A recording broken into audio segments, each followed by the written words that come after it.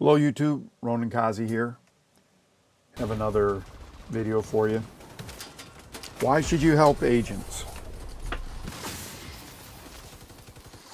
Last season, in season 9, I was level 99 in Shepherd. And it was something in the middle of the season I said I wanted to raise my Shepherd level as high as I could get it. I just thought it was unlimited. It caps at 99. I went a few days, kept trying to, like, maybe it's broken, maybe I did something wrong, but it caps at 99. You get a Shepherd recommendation when you do a certain amount of damage in a session with the player that called you in. So, for example, there's sometimes you'll get a Shepherd recommendation in the middle of a mission, and sometimes it doesn't happen until the end. The person can't give you a recommendation unless the game, prompts them to do that. They get a prompt on their screen. Endorse so-and-so, and there's a little thumbs up, and hit Z to endorse them. And sometimes in the middle of battle, you might, as the person that called someone in, you might be under a lot of pressure, so you might not do it. So if you can, endorse them. If you can't, it's whatever. Because the reason that you're helping people is because you're trying to help them, not to necessarily grind your Shepherd level. It's nice, but the main point is to help people. Why should I help people? What's another reason? Well, another reason is you get to have a variety of content, so you're not doing the same thing over and over. The encounters are always different. The group composition is different. You can see we finished this elite territory control, and I noticed there was a resource convoy. So I went out to aggro them to start that as well. Initially, the group leader had selected Washington Monument next, so I started this. This is more XP for us, and I'm going to go back and get the loot. I'm going to speed this part up because I don't want the video to go on forever.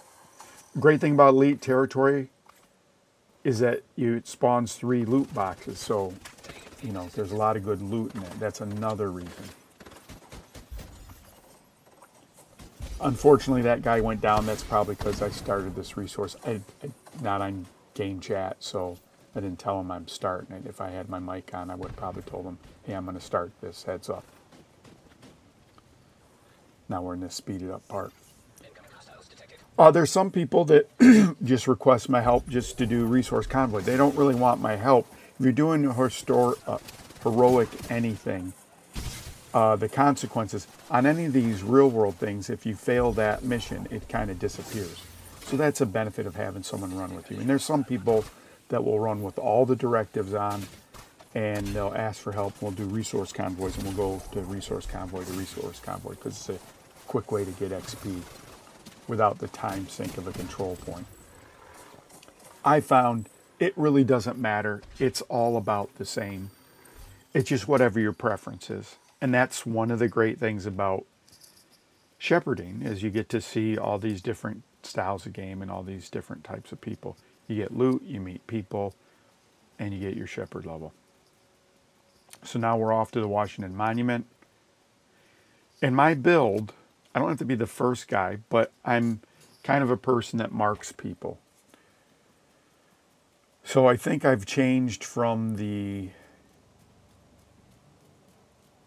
shock traps to the seeker mines. And seeker mines are also another way that kind of illuminates where the enemies are. So you'll see that once you put the seeker mine out, you kind of get an idea where the enemies are, and then once they're tapped with the EMP, my teammates know where everyone is. One of the benefits of this build, which I've told you about, this is kind of like my go-to build on all my characters, is that I have a fast haste. So my seeker mines are like every 20.9 seconds. I'm probably in the 13s for the EMP. Vial ticks for 10 seconds. You see that, some of the ticks are for like 73, so 10. So it's 700k of damage, 730k of damage per guy. It's AoE. So there's sometimes it's just absolutely fantastic for putting out pressure. I check my DPS. I don't ever, unless I'm with low-level players, I don't ever win the DPS race. But that's not what I'm trying to do with this build. If you want to win the DPS race, you're either going to go full weapon DPS or full skilled DPS. In those cases, I do. But sometimes you need that in a group because you don't have enough DPS. That's why I don't mind being in a group of 4. There's other people. The majority of people want to do DPS. I don't mind supporting. There you see, I just made Shepherd level 71. I've obviously earned enough XP for the session owner to endorse me. Control points are a great source of loot. You get obviously the loot drops from all the mobs. But at the end, once you clear it, it opens up a secret room. Not a secret room, but a closed room for a loot cache in there. And I've said this before to you in other videos, but you should be playing heroic or legendary.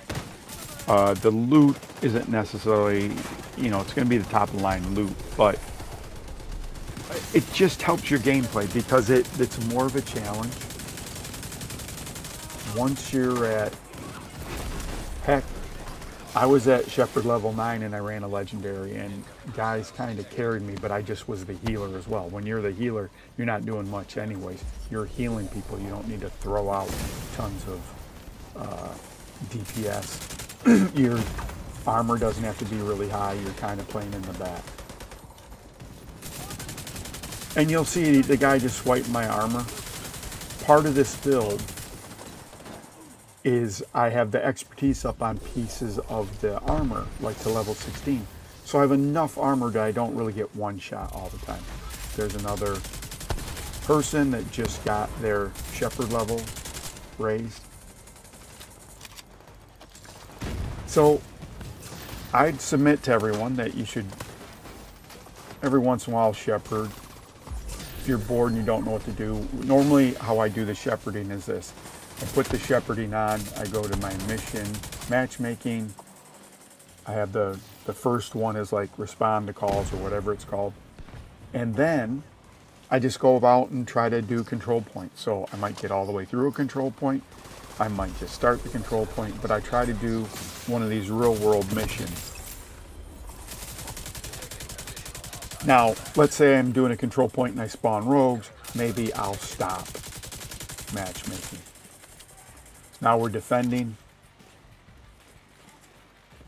And control points have waves. I think on normal and hard you get like 2, on challenging and heroic you get 3 or 4. Heroic you get name, challenging you don't.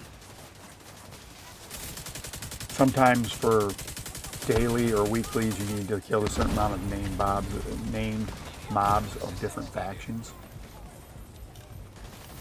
So that's why the heroic again is another benefit of that.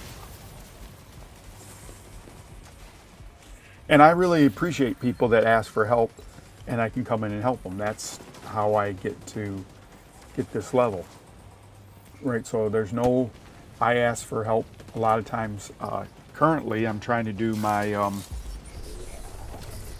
skills. I'm trying to put down Agent Lau, so I have that bounty mission to get her, but I couldn't do it on heroic. I was doing it with my minor tune and it just doesn't have enough horsepower. It's a tough mission for that tune.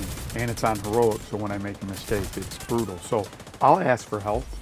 I can almost do the mission solo, but if I ask for help, someone's going to get some shepherd points and I get to get mission accomplishments. So that's why you should help people.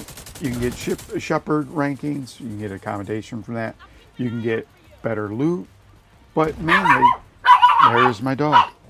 Mainly, you get better gear and you get better gear and better loot. So I hope you're willing to try that out. And if you're not willing to try that out, I hope that you at least ask for help. And when someone like me or someone else responds to your call, I hope you can make sure you endorse them.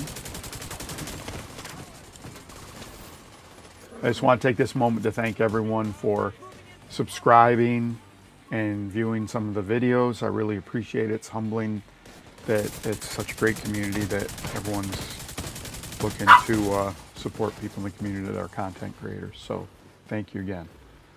I'll let the rest of it play out. YouTube, thanks again for watching. See you soon.